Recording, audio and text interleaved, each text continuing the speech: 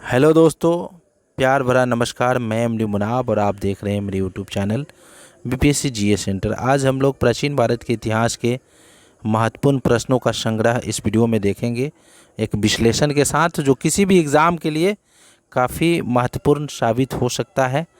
अगर आपको यह वीडियो अच्छा लगे तो खुद जज करना है कि इस चैनल को सब्सक्राइब करना है या नहीं। तो साथियों, इसमें मोस्ट इम्पोर्टेंट क्वेश्चनों को हम समाहित किए हैं, जो आप देख सकते हैं एग्ज़ाम के रिलेवेंट काफ़ी इम्पोर्टेंट है। तो बिना देर किए हुए मैं क्वेश्चन को विश्लेषण के साथ, आंसर के साथ पढ़ूंगा। तो पहला क्वेश्चन है, निम्नलिखित में से किसको कैल्कोलिथिक युग कहा जाता है? कैल्कोलिथिक युग एक्चुअली ताम्रपाषाण युग को कहते हैं। इसका विश्लेषण देखते हैं। ताम्रपाषाण युग को कैल्कोलिथिक युग भी कहा जाता है। जिन संस्कृतियों में तांबे के औजार के साथ ही पत्थर के औजारों का उपकरण का प्रचलन था, उन्हें प्रायः ताम्रपाषाण कालीन संस्कृति के अंतर्गत रखते हैं। दूसरा क्वेश्चन हम साथ ही देखते हैं। नेक्स्ट क्वेश्चन है, ऋग्वैदिक संहिता का 9वां मंडल पूर्णतः किसको समर्पित है? चूँकि ऋग्वेद में 10 मंडल हैं, तो 9वां मंडल जो है सोम और इस पे पर नामाकृत देवता यानी सोम को समर्पित है।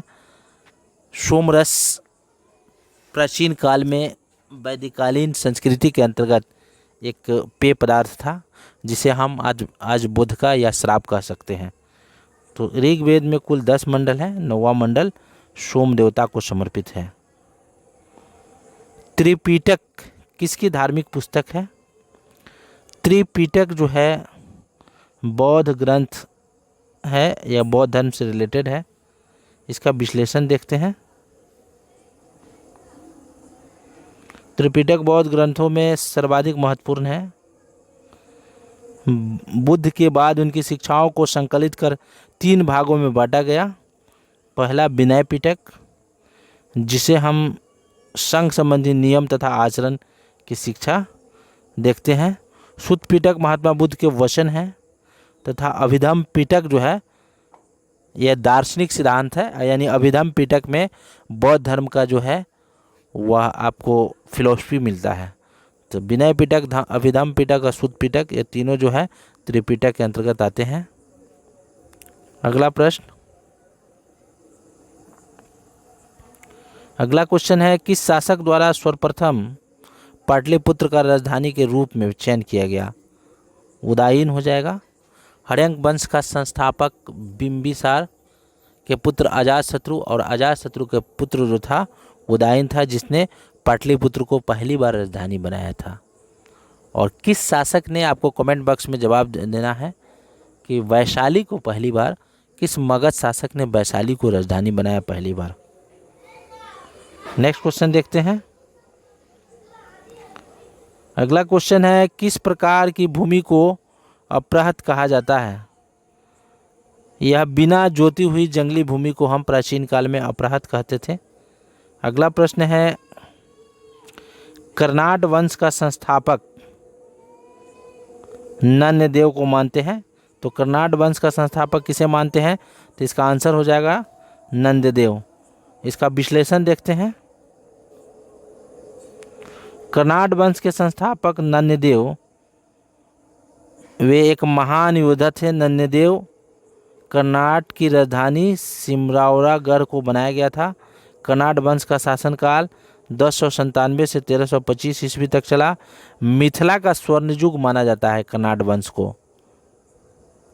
सिमरावगढ़ कर्नाड वंश की राजधानी थी। तो कर्नाड वंश के संस्थापक आपने देखा नन्यदेव, ये तो इसकी चर्चा हम कर चुके हैं।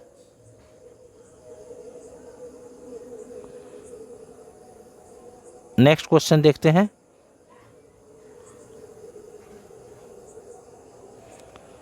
अगला क्वेश्चन है, महात्मा बुद्ध को एक देवता के रूप में किस राजा के युग में स्थापित किया गया? तो इसका सटीक आंसर हो जाएगा कनिष्क। कनिष्क ने महात्मा बुद्ध को यूनानी देवताओं के रूप में प्रतिस्थापित करने का प्रयास किया था? इसका विश्लेषण देखते हैं।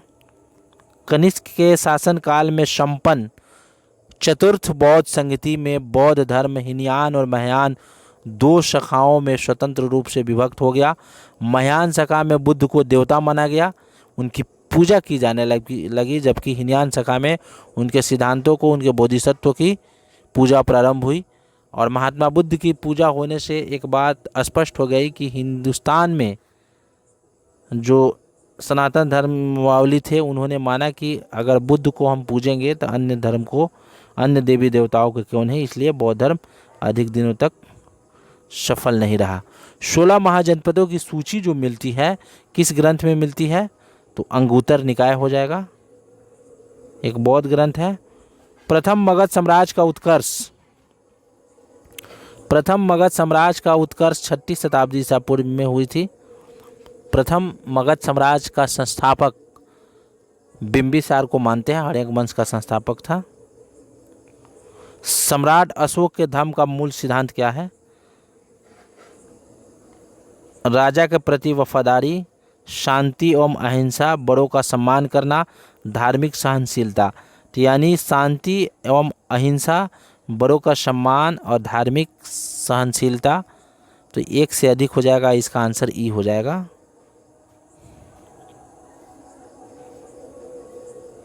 अगला क्वेश्चन है, कौटिल्य की पुस्तक अर्थशास्त्र किस विषय पर आधारित है? कौटिल्य की पुस्तक जो है जिसमें हम शासन कला के सिद्धांत और अभ्यास को देखते हैं, इसमें धन संचय, विदेश नीति, आर्थिक संबंध एक से अधिक होंगे, इसलिए इसका ऑप्शन ई हो जाएगा। इसका विश्लेषण देखते हैं। कौटिल्य जिसे हम चाणक्य कहते हैं, मौर्य काल में रचित अर्थशास्त्र शासन के सिद्धांतों और अभ्यास की पुस्तक है। इसमें राजा के लिए मॉडल सिद्धांत है जो विदेश नीति की व्याख्या करता है। इसके अलावा इसमें सप्तांग सिद्धांत है। सप्तांग सिद्धांत यानी शासन के जो 7 अंग हैं, राजा, अमात्य, जनपद, दुर्ग, कोष, दंड एवं मित्र की व्याख्या मिलती है। अर्थशास्त्र में तत्कालीन प्रशासन एवं कृषि, शिल्प, व्यापार की भी चर्चा मिलती है। ये काफ़ी महत्वपूर्ण स्रोत है। अगला प्रश्न देखते हैं। अगला क्वेश्चन है, निम्नलिखित में से कौन सा बंदरगाह गुप्त काल में उत्तर व्यापार के लिए प्रयोग किया जाता था? तो ताम्रलिप्ति हो जाएगा, चूँकि ताम्रलिप्ति गुप्त काल का एक प्रमुख बंदरगाह है। इसका विश्लेषण देखते हैं। गुप्त काल में बंगाल में ताम्रलिप्ति एक प्रमुख बंदरगाह था, जहाँ से उत्तर भारत के साथ दक्षिण पूर्व एशिया, चीन, लंका, जावा, सुमात्रा आदि देशों के साथ व्यापार हुआ करता था। पश्चिमी भारत का पश्चिमी देशों के प्रमुख बंदरगाह भ्रौच था, जहाँ से समुद्री व्यापार होता था। बहुत महत्वपूर्ण था क्वेश्चन। अगला क्वेश्चन देखते हैं। निम्नलिखित में से गुप्त काल में औषधि के क्षेत्र में अपने कार्य के लिए जाने जाते हैं कौन हो जाएंगे? सुश्रुत एक से अधिक हो जाएंगे, शौनिक, शौमिला, इसलिए इसका आंसर जो हो जाएगा ई हो जाएगा। चीनी यात्री ह्वेनसांग किस विश्वविद्यालय का अध्ययन किया था?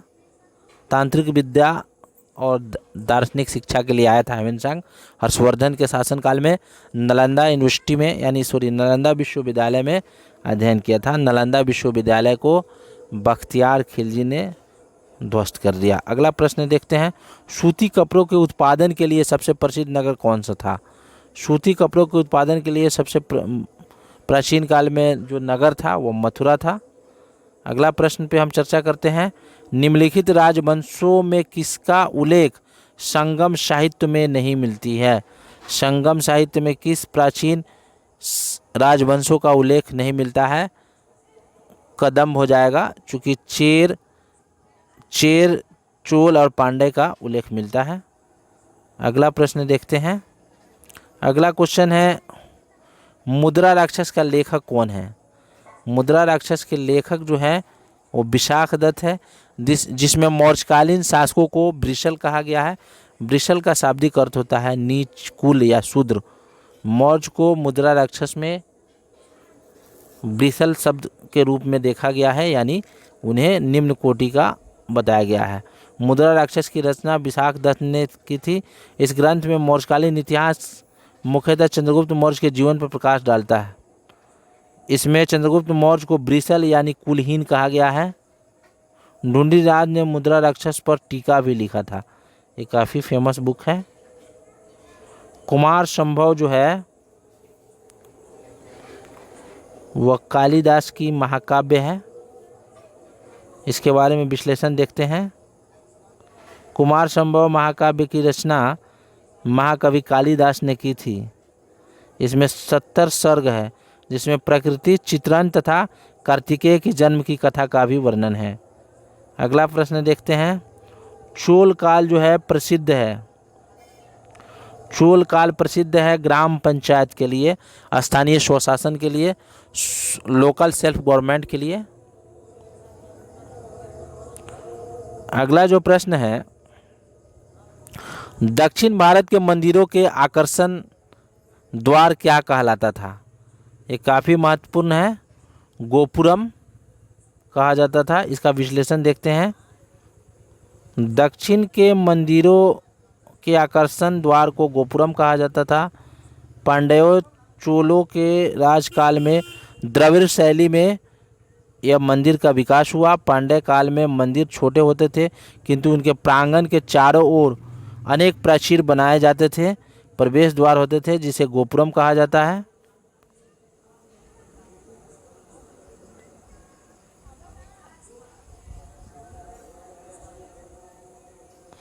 अगला प्रश्न है,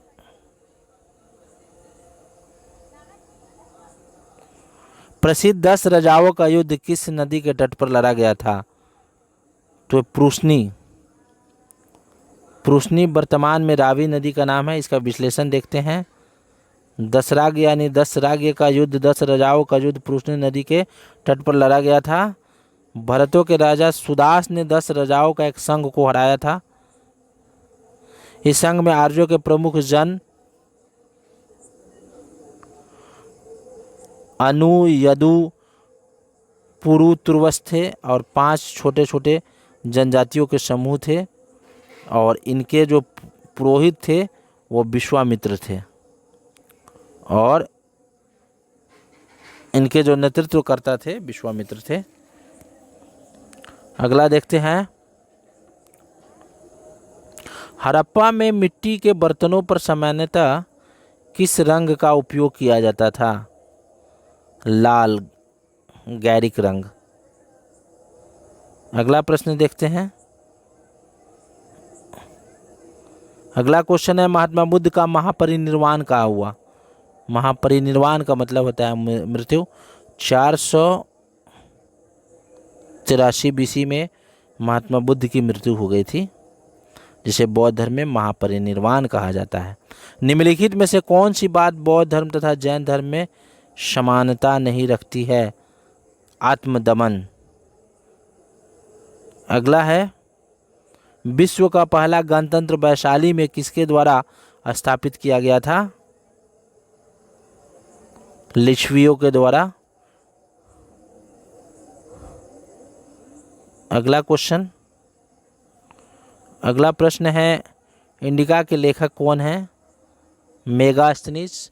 मेगास्थनीज राजदूत बनकर आया था सेल्यूकस निकेटर का। चंद्रगुप्त मौर्य के दरबार में भारत आने वाला प्रथम यात्री था। नेक्स्ट क्वेश्चन देखते हैं। नेक्स्ट प्रश्न है, किस अभिलेख में रुद्रदामन प्रथम की विभिन्न उपलब्धियों का वर्णन है? रुद्रदामन का जूनागढ़ अभिलेख हो जाएगा। अगला प्रश्न हो जाएगा, गुप्त सम्राट जिसने हुनों को पराजित किया था, उस सम्राट का नाम क्या है? स्कंदगुप्त। कलहन की पुस्तक का क्या नाम है? राजतरंगिणी, जिसमें कश्मीर के इतिहास का वर्णन है। कलहन ने राजतरंगिणी में कश्मीर के इतिहास लिखा। इस ग्रंथ की रचना कल्हण ने जयसिंह के शासनकाल में पूर्ण किया था। चंद्रगुप्त मौर्य के प्रधानमंत्री चाणक्य ने राजनीति शास्त्र पर प्रसिद्ध ग्रंथ अर्थशास्त्र की रचना की थी। उदंतपुर शिक्षा के केंद्र निम्नलिखित में से किस राज्य में अवस्थित था? ये काफी महत्वपूर्ण प्रश्न है, ये बिहार हो जाएगा। उदंतपुर, जिसे हम उदनापुर भी कहते हैं, प्राचीन काल में प्रमुख शिक्षा का केंद्र था, बिहार राज्य में अवस्थित था। इसकी स्थापना पाल काल के प्रथम शासक गोपाल ने की थी। अगला प्रश्न देखते हैं। अगला क्वेश्चन है, किस काल में अछूत की अवधारणा स्पष्ट रूप से उद्धृत हुई थी? यानी धर्म शास्त्र के समय। धर्मशास्त्र के समय 4 वर्ण यानी क्षत्रिय, ब्राह्मण, क्षत्रिय, वैश्य, शूद्र के अतिरिक्त समाज के अन्य जातियों तथा जैसे उग्र हो गया, निषाद हो गया, मागध हो गया, रथकार आदि का भी वर्णन और अनुलोम एवं प्रतिलोम विवाह के फलस्वरूप जो पनपे थे उसको लेकर के वर्णन है। पाणिनि ने 2 प्रकार के शूद्रों का उल्लेख किया है, निर्वसित, अनिर्वसित, जिसे पहले प्रकार के शूद्र को अस्पृश्य भी माना जाता है, अछूत माना जाता है। अगला प्रश्न देखते हैं। नेक्स्ट क्वेश्चन है, ईसा पूर्व 6वीं शताब्दी में विश्व की प्रथम गणतंत्रात्मक व्यवस्था कहाँ पे की गई थी? वैशाली में। ये काफ़ी फेमस क्वेश्चन है। पाटलिपुत्र में स्थित चंद्रगुप्त मौर्य का महल जो होता था वो किस चीज़ का बना हुआ था? लकड़ी का। इसकी चर्चा करते हैं।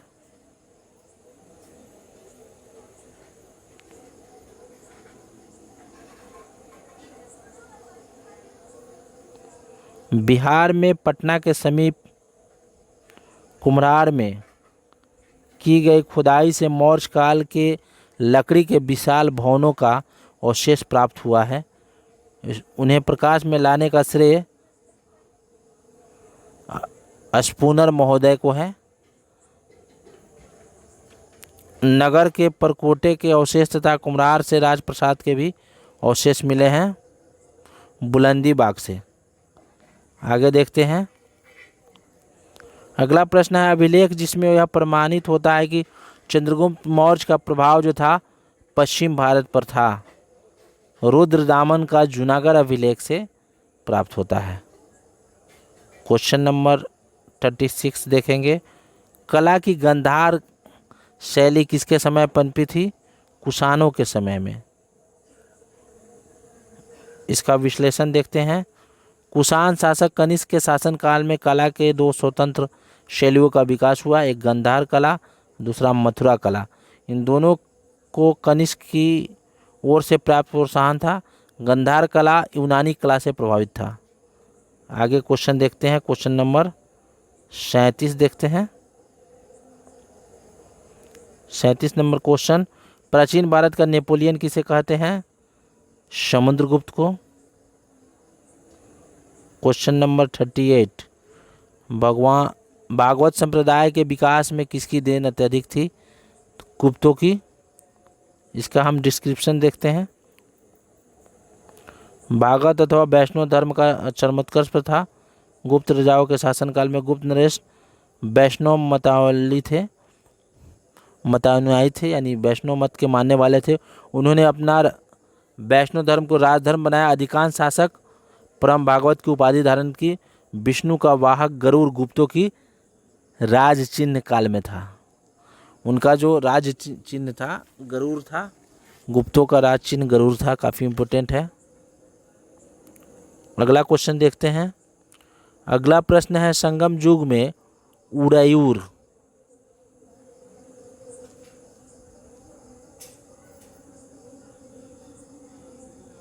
संगम युग में उदयपुर जो है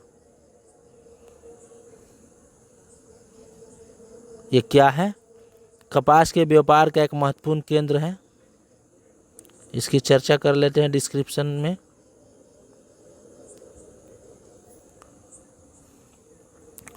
तमिलनाडु के त्रिशुनापल्ली में अवस्थित कावेरी के तट पर उदयपुर संगम कालीन चोलों की राजधानी थी। यह कारी और वरानम नामों से भी जाना जाता था। संगम युग में उरैयूर कपास तथा सूती वस्त्र का एक महत्वपूर्ण केंद्र था। क्वेश्चन नंबर 40 देखते हैं। नगरों का क्रमिक पतन किस काल की एक प्रमुख विशेषता है? तो गुप्त काल में नगरों का क्रमिक पतन होने लगा। तो दोस्तों यह काफ़ी महत्वपूर्ण प्रश्न था जो आपके एग्ज़ाम के लिए, इसका विश्लेषण भी कर देते हैं। गुप्त काल में नगरों का क्रमिक पतन की ओर अग्रसर हुआ। संपूर्ण गंगा घाटी में जो शहर पहले अत्यंत समृद्ध अवस्था में थे, उनमें से अधिकांश गुप्त काल में या तो त्याग दिया या वहाँ के अवसान में पर्याप्त विघटन हुआ। पाटलिपुत्र जैसे महत्वपूर्ण नगर ह्वेनसांग के आगमन तक गांव बन चुका था। मथुरा जैसे महत्वपूर्ण नगर एवं कुम्हरार सोनपुर उत्तर प्रदेश में गंगा घाटी के अनेक महत्वपूर्ण केंद्र ह्रास के मुहाने पर आ गया था। ह्रास के ही प्रमाण मिलते हैं। तो दोस्तों कुछ महत्वपूर्ण क्वेश्चन थे। अगर वीडियो अच्छा लगा होगा तो मेरे चैनल को सब्सक्राइब करना नहीं भूलिएगा। फिर मिलते हैं हम लोग अगले वीडियो में। तब तक के लिए जय हिंद, जय भारत।